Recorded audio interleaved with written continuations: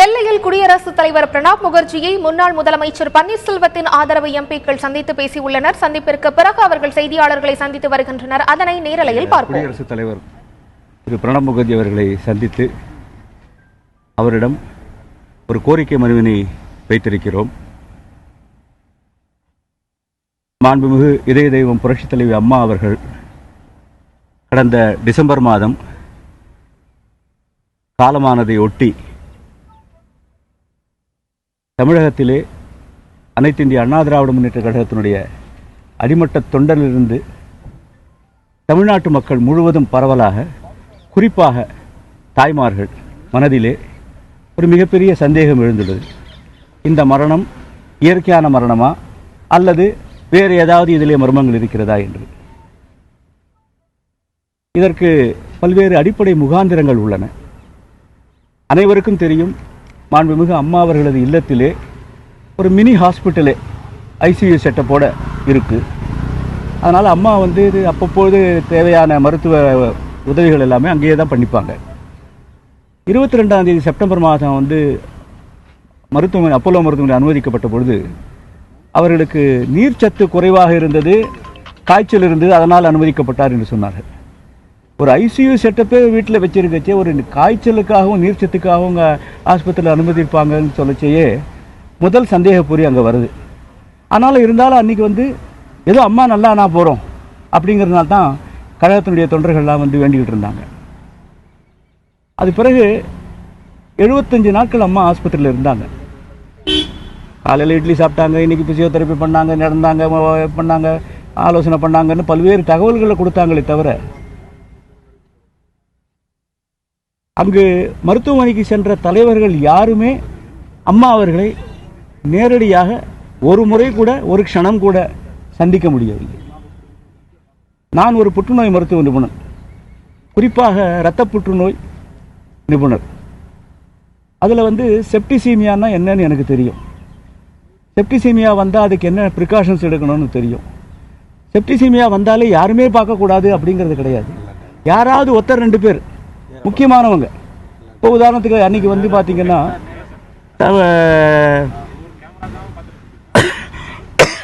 இந்தியாவினுடைய நிதியமைச்சர் அருண்ஜேட்லி வந்திருந்தார். அவரால் கூட பார்க்க முடியல.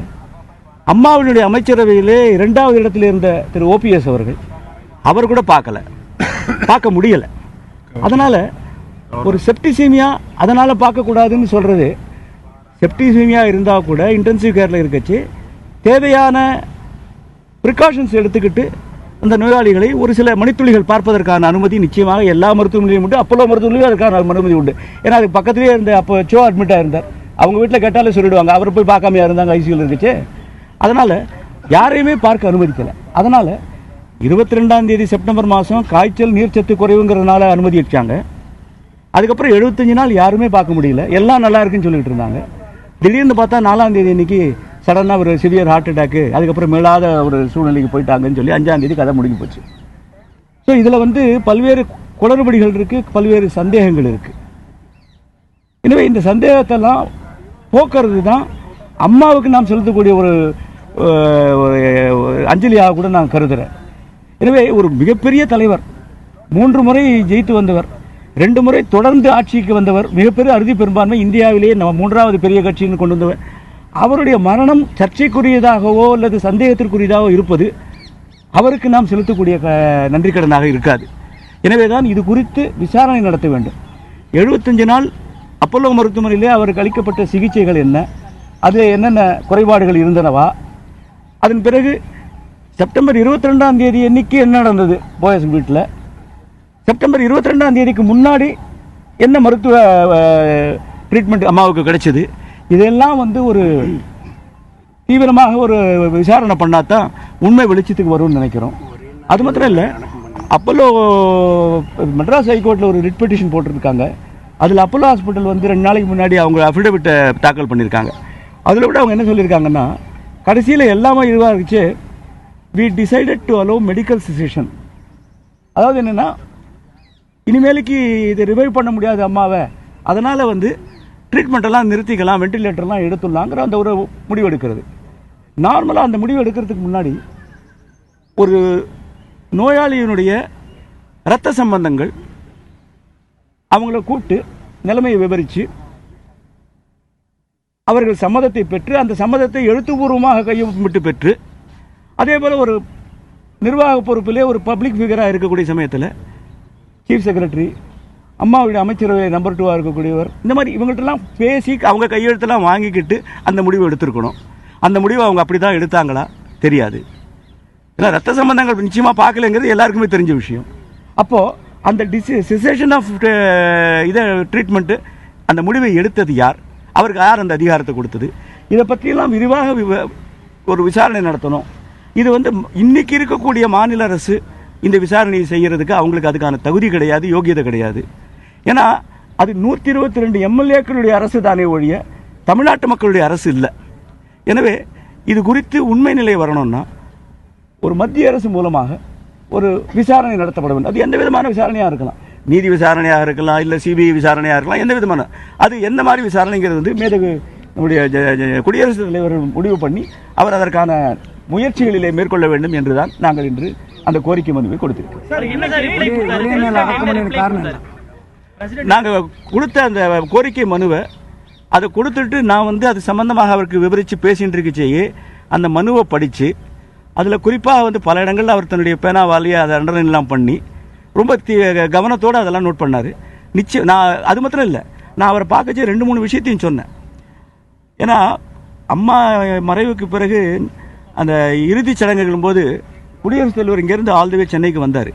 அன்றைக்கி ஆக்சுவலி அவருடைய ஃப்ளைட்டில் டெக்னிக்கல் ஸ்னாக் இருந்ததுன்னு சொல்லி வேற ஒரு ஃப்ளைட்டு அது ரொம்ப இன்கன்வீனியன்ஸாக இருந்து அதெல்லாம் கூட மீறி வந்தார். அதுக்காக நன்றி சொன்னோம். அதே போல் 2.5 வருஷத்துக்கு முன்னாடி 2014 பாராளுமன்ற தேர்தல் முடிஞ்ச பிறகு அம்மா டெல்லிக்கு வந்தாங்க ஜூன் மாதம். அப்போ அம்மா பார்த்த முதல் பிரமுகர் நம்முடைய ஜனாதிபதி. அப்போ அம்மா கூட நானும் போயிருந்தேன்.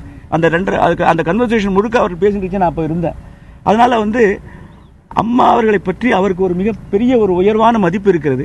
அம்மா ராஜ்யசபா உறுப்பினர் Pranab Mukherjee leader of the house, அன்னைக்கு அவை தலைவர், அவை முன்னவர். அதனால் அம்மா அவருடைய முதல் கன்னி பேச்சு, அதில் அம்மா சொன்னது அது தமிழ்நாட்டில் பவர் ப்ராஜெக்ட்டுக்காக பேசினது, இது மாதிரி சின்ன சின்ன விஷயம் அவர் அன்றைக்கி சொல்லி அதெல்லாம் ரொம்ப சந்தோஷப்பட்டார். அம்மாவே இன்றைக்கி அவர் சொன்னாங்க, 20 வருஷத்துக்கு முன்னாடி நடந்தது என்னை பற்றி இந்த மாதிரி சின்ன சின்ன விஷயம் அப்படின்னு இவ்வளோ தூரம் ஞாபகம் சொல்லணும், எனக்கு ரொம்ப சந்தோஷமாக இருக்குன்னு சொன்னாங்க. அதனால் அந்த அளவுக்கு அம்மா மேலே அவருக்கு ஒரு பாசம் உண்டு. அதனால் அந்த அடிப்படையிலையும் குடியரசுத் தலைவர் இது குறித்து ஒரு நியாயமான ஒரு நடவடிக்கையை மேற்கொள்வார் என்ற நம்பிக்கை எங்களுக்கு இருக்குது. சந்தேகம் வரதுக்கு வாய்ப்பு இருக்கு. பட் டீம் ஆஃப் எய்ம்ஸ் எக்ஸ்பர்ட்ஸும் ட்ரீட்மெண்ட் கொடுத்தாங்க, 4 டாக்டர்ஸ் போனாங்க. அப்படின்னா அவங்க எப்படி போய் சொல்லியிருக்க வாய்ப்பு இருக்கு? விசாரணையாளர்லாம் சொல்லட்டுமே. அந்த எய்ம்ஸ் டாக்டர்ஸ் இப்போ அப்போலோ ஆஸ்பத்திரி மாத்திரம் விசாரிக்க மாட்டாங்க. விசாரணைன்னு வரைச்சு செப்டம்பர் 22ஆம் தேதிக்கு முன்னாடி யார் யாரெல்லாம் ட்ரீட் பண்ணாங்க, ஆஸ்பத்திரியில் இருந்துச்சு அப்போலோவில் யார் யாரெல்லாம் பார்த்தாங்க, அப்போலோக்கு வந்த சிங்கப்பூர்லேருந்து வந்தவங்க யார் யார், லண்டன்லேருந்து வந்தவங்க யார், எய்ம்ஸ்லேருந்து வந்தவங்க யார், எல்லாரையும் கூட்டி தான் விசாரிப்பாங்க. அந்த விசாரணையில் தெரியுதுன்னு போகிறது. அந்த விசாரணை நீங்களோ நானோ பண்ண போகிறது இல்லை. டாக்டர் சார், இப்போ பொதுவாக ஒரு பர்டிகுலர் ஒரு குடும்பத்தை பற்றி குற்றச்சாட்டுகள் மக்கள் மத்தியில் இருக்குது. அதே மாதிரி ஒரு பொறுப்புள்ள ஒரு மருத்துவமனை தமிழ்நாட்டிலே ஒரு பிரபல மருத்துவமனை அப்போலோ மருத்துவமனையிலே இந்த நிலைமைனாக்க இந்த அப்போலோ நிர்வாகமும் இந்த குடும்பத்தோடு சேர்ந்து இணைந்து கூட்டு சதி பண்ணி இந்த இதை முடிச்சிருக்காங்களா? அதாவது 1973 நான் மருத்துவக் கல்லூரியில் சேர்ந்தேன். ஸோ 73லேருந்து இன்னைக்கு பார்த்தீங்கன்னா கிட்டத்தட்ட ஒரு 40 வருஷம் மருத்துவர்ங்கிற முறையில் ஒரு மருத்துவமனை இந்த அளவுக்கு சந்தேகத்துக்கு உள்ளா போடுறது நிஜமாவே எனக்கு வேதனை அளிக்கிறது, வருத்தத்தை அளிக்கிறது. எனவே இது அந்த மருத்துவமனைக்கும் சரி, அம்மா அவர்களுக்கும் சரி, தமிழ்நாட்டுக்கும் சரி, இது குறித்து ஒரு நியாயமான விசாரணை நடந்து உண்மைகள் வெளியில் வந்தால் தான் எல்லாருக்குமே. குடியரசுத் தலைவர்கிட்ட மனு கொடுத்துருக்கோம், அதுக்கு என்ன நடவடிக்கைன்னு பார்ப்போம். இன்றைக்கு முயற்சி எடுத்திருக்கிறோம், நாளைக்கு என்ன நடக்கும் நாளைக்கு. அடுத்த வாரம் பார்லிமெண்ட் கூடுறது, அதுக்கப்புறம் நிச்சயமா அதுக்கான வாய்ப்புகள்லாம் வரும்னு நான் நினைக்கிறேன்.